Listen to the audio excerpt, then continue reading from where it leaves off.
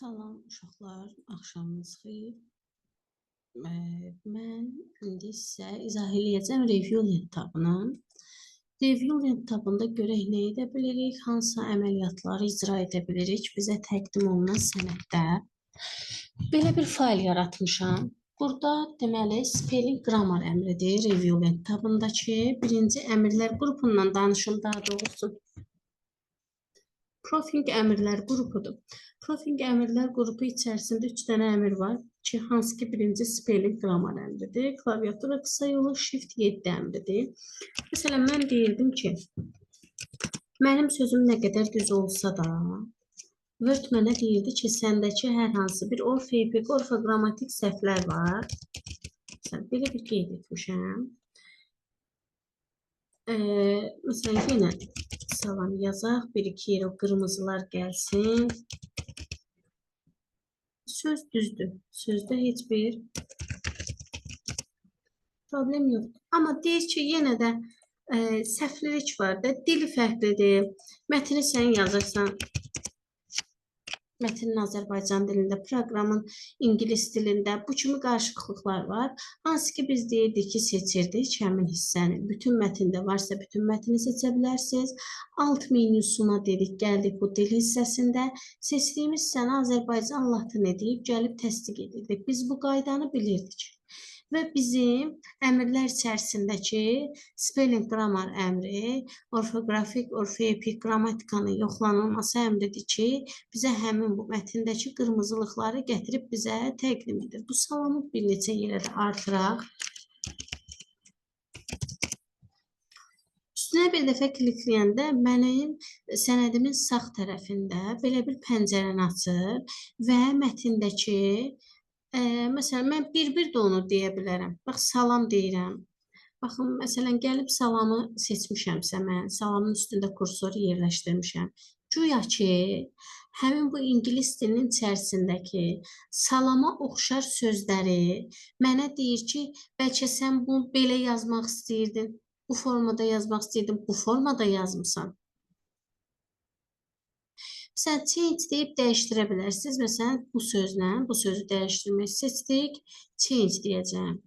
Gəldi, change all isə bütün hamısını dəyişəcək. Ignore once deyirəm ki, mən səhv belə yazsam, sən onu bir-bir qəbul edir. Baxın, bir-bir. Ignore all hamısını qəbul edəcək. Add isə bu sözü sizin, həmin ki, məsələn, bu dünya sözü var. Dünya sözünü sizin kompüterin öz lüğətinə artıq bundan sonra əlavə edəcək ki, mən bunu belə qəbul etmişəm, sən də qəbul elə, səhv deyil. Aydındırmı? Change all, məsələn, haradakı change all 5 dənə dünya varsa 5-ində birdən qəbul edir. Change əmri isə bir-bir qəbul edir. Spelling əmri, spelling grammar əmri bizə deyir ki, sənədimizin qrammatik spellingini yoxla. Tezarusa gəldik. Tezarus nədir? Klaviatura qısa yolu Shift F7-dir. Tezarus bizim sənədimizdəki hər hansı bir sözün sinonimini tapır.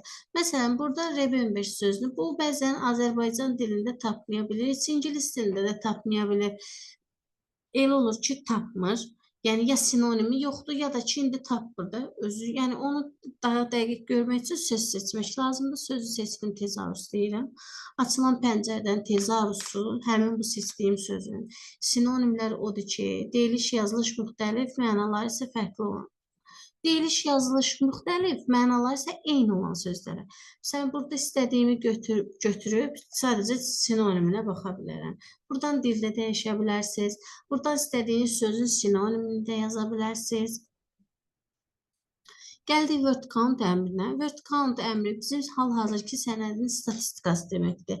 Sənədin statistikası deyəndə nə başa düşürük? Neçə söz var, sənəd neçə səhifədən ibarətdir, neçə abzas var. Ümumi statistika budur, sənədin statistikası. Mən statistika hissəsinə bax, buradan da baxa bilirdim. Deyirdim ki, vərəq mətin hissəsində, vəziyyət sətrindəki söz yerinin üzərinə bir dəfə klikləyəndə word count pəncərəsini mənə aktiv edir. Eyni adlı pəncərəni həmin bu profing əmrlər qrupu içərisindəki word countdan da aktiv edib görə bilirəm. Paragraf, boşluqlu, boşluqsuz, sətir sayını və s. burada göstərir. Belə, profilling əmrlər qrupundan belə. Burada check əmri var. Check accent biasli. Bu bizə nə deyir? Bu bizə, məsələn, uşaqlar üçün yaradılmış bir əmrdir. Bu, bəzi kompüterlərdə var, yoxdur. 2016-dan sonraki versiyalara əlavə olunub. 2010 aşağı versiyalar bu əmri görməyə bilər. Hansı ki, mətnimiz sözsüz oxumağa kömək edir. Açılır belə bir pəncərə.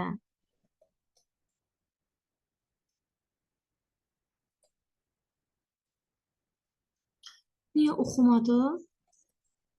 Bu daha doğrusu, bildim uşaqlar, mən bunu, heç məndə o dediyim əmr yoxdur. Dediyim əmr yoxdur. Belə bir işarədir, üstündə mikrofon işarəsi olur. Bu nə üçündür? Məsələn, mətn verilib, uşaqlar üçün bir-bir sözü oxuyacaq. Məsələn, video previews and powerful way to help you. Bunları bir-bir oxuyur. Burada pəncərəsi açılır. Bu əmr bilirsiniz nədir? Məsələn, görmə əngəllilər üçün təqdim olmuş əmrdir. Bu, tutalım, görmə əngəllilərin biz bildiyimiz kimi müxtəlif işarət dilləri və onlara aid olan qabarıq formada mətnlər var ki, hərflər var ki, o mətnlərə görə tərtib olunur. Hərflər, xüsusi hərflər o mətnlərlə tərtib olunur. Həmin ində əgər heylə mətn varsa, o mətni gətirib bizim üçün burada daha oxunaqlı hala gətirir. Axı bizim mətnimiz normal insan mətni deyə biz onu görə bilmirik. Translate əmrinə gəldik. Translate bizə nə deyir? Translate əmri adından da məlumdur ki, tərcümə et sözü, cümləni və bütün mətni. Translate document deyib bir dəfə klikləsəm, mənə açacaq indi belə bir tərcümə edə biləcəyim mətni tərcümə edə bilim deyin. Powerful olsun. Açmadı, seçək tətbiq edək. Yaxşı, o da açmadı. Translate document deyək, bütün sənədi tərcümə etdim. İndi baxın, burada da ingilisdən türkə demişəm. Bir dəqiqə görək tərcümə etmək üçün buradan pəncərəni açmalıdır. Aktiv etmədi. Translate-dən gələk select translate deyək. Məsələn, select o deməkdir ki, seçilmiş hissəni tərcümə et. Bu hissəni tərcümə edir. Bu translate məsələləri bilirsiniz, bu dil falan uyğunlaşmamağı var. Ona görə bu prosesləri həyata keçir. Selection hissəsindən translate eləyir. Məsələn, ingilisdən türkə demişəm. Türk olmasın, ərəb olsun. Dəyişikliyi görək də, türk bizim dilə yaxındır deyil. Onun üçün getməyə bilər.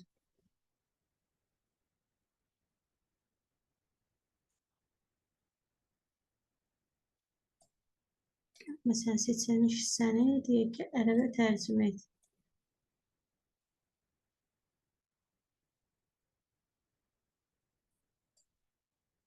Deyək ki, baxın, tapmır. Həmin mətni tapmır. Dil uyğunsuzluğu olanda bu proses baş verir. Translate-dən məsələn, gəlin baxaq, hansı əmrə translate-dən mini translate deyək. Bu da deyir ki, tapa bilmirəm. Translate document, gəlin buradan belə bir izah verim. Translate document bütün sənədi tərcümə edəcək. Yəni, yan pəncərədə, belə bir pəncərədə sənədin tərcüməsini açar. Uşaqlar, buradakı dil uyğunsuzluğuna görə, mətndəki dil uyğunsuzluğuna görə tam çevirə bilmir. Özdə mən bura mətnə bayaqları dünya falan artırmışdım. Ona görə dil uyğunsuzluğu tapır deyə tərcümə edə bilmir. Əgər ki, mən, gəlin belə izah edeyim. Translate document desən, belə bir burada pəncərə aktiv edir. Bütün mətni 100 səhifəsi, 100-ün də burada tərcümə ilə, burada da yenə eyni ingilis frontu, ərəbik deyirəm, dil seçirəm. Select isə seçilmiş müəyyən bir abzasda tərcümə edəcək. Select isə müəyyən seçilmiş bir abzasda tərcümə edəcək. Burada növbəti əmr mini translate isə belə balaca mini translate pəncərəsini açır. Orada yeni istədiyiniz mətni sözü yazıb tərcümə edə bilərsiniz. Bir dəfə də yoxlayaq.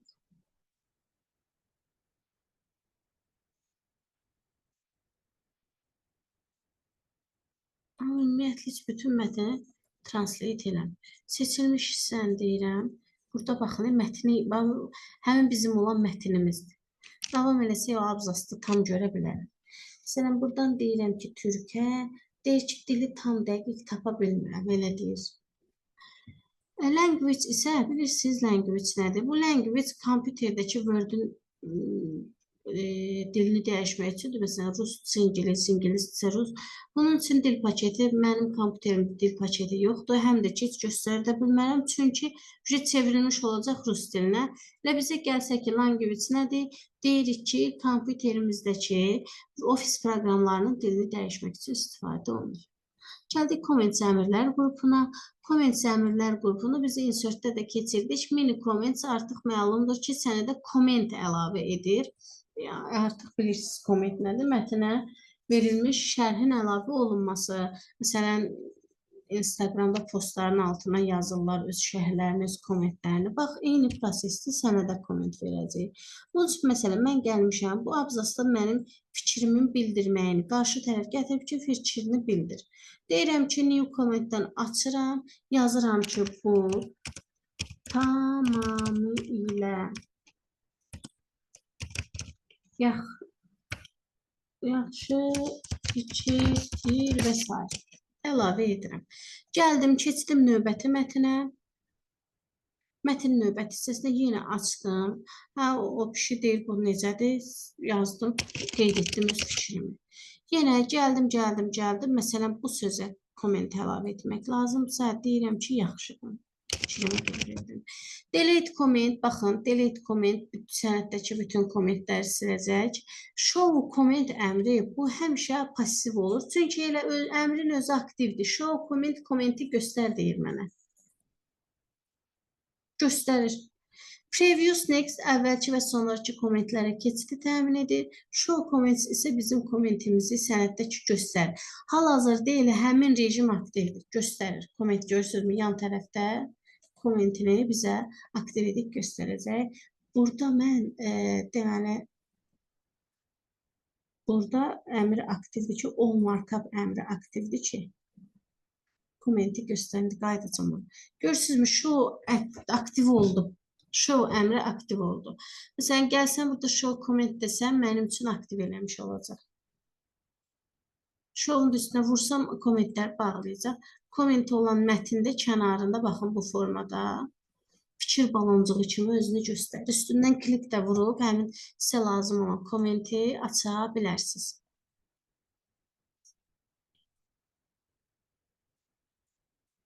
Tracking change. Gəlin kommenti silək. Məsələn, delete all comment. Deyirəm ki, sənətdəki bütün kommentləri sil. Gəldik tracking change əmrinə. Bu tracking change əmri sənətdəki dəyişiklikləri yoxla deyirəm. Məsələn, bu əmri aktiv etmək üçün, mən bu görmək üçün review'ya qayıdaq.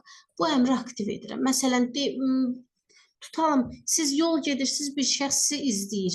Eyni şeydir. Bunu aktiv edirsən, o səni izləyəcək. Məsələn, seçirəm, gəlirəm buradan deyirəm ki, Homelink tabından mən bunu qalınlaşdırmışam. Qırmızını əlavə edir.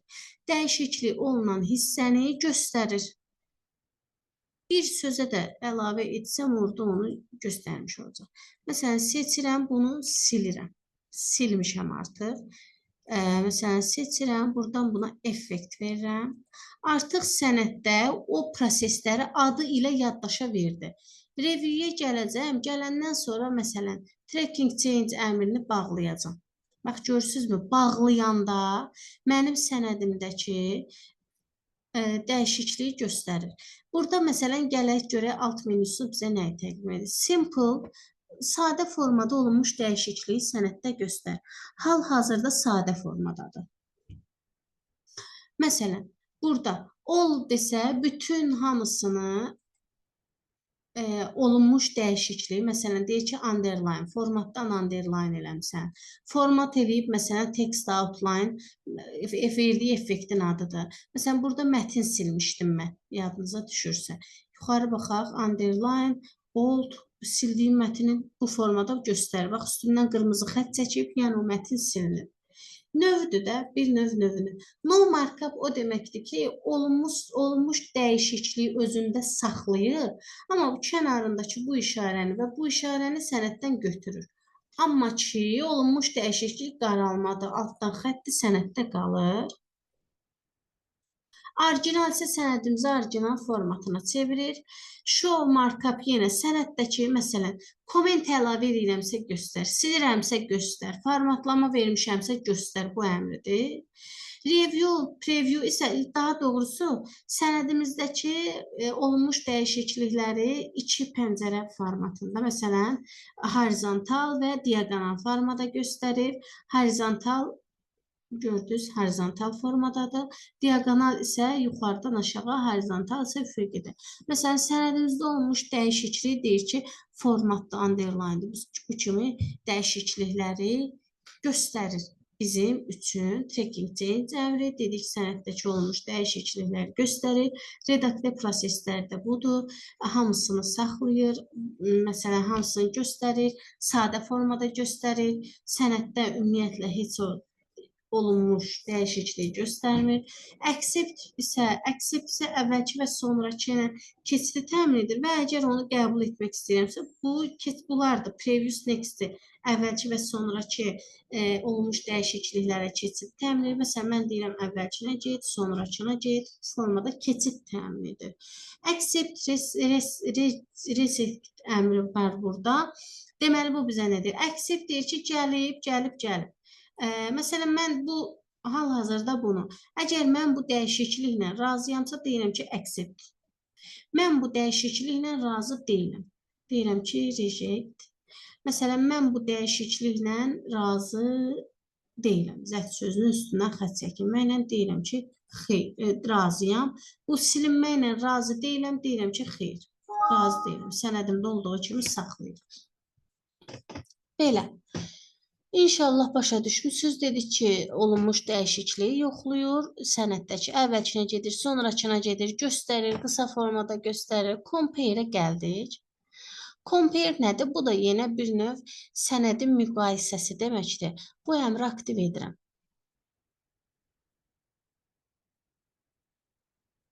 Məsələn, aktiv etdim. İkinci əmrlə aktiv edək.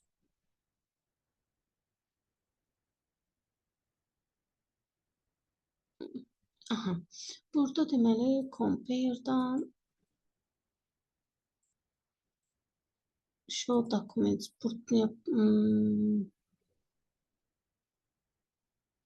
dəqiqə.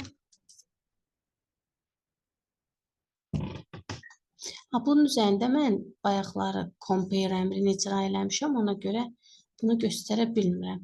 Bu müqayisə deməkdir. Gəlin yeni sənəd açıb üstündə compare eləyək.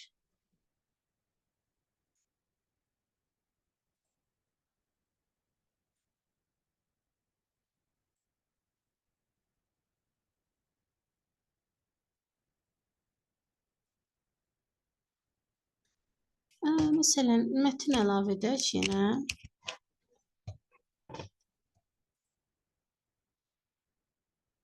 Qayıtdı. Rant yazıram. Mötərizəni açıram.